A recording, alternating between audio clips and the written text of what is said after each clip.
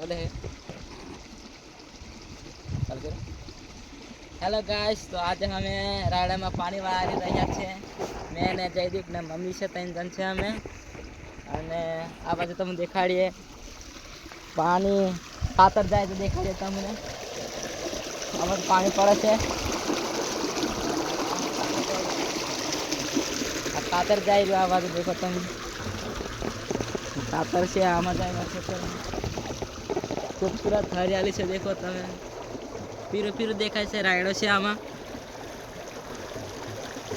દેખી શકો છો, खूबसूरत नजारा છે. હા, વ્હાઈટ વ્હાઈટ પાણી જાય છે, ખાતર જાય બધું ડ્રમમાંથી જાય સમજ્યા ને. હા, આ બાજુ છે બોરા, દેખો તમે, દેખાડે તમને. આટલા આટલા થઈ ગયા, ખાવા તો આવી જજો. ખાવા જેટલા देख શકો છો તમે. बोरा आटला થઈ ગયા છે. આ बोर છે.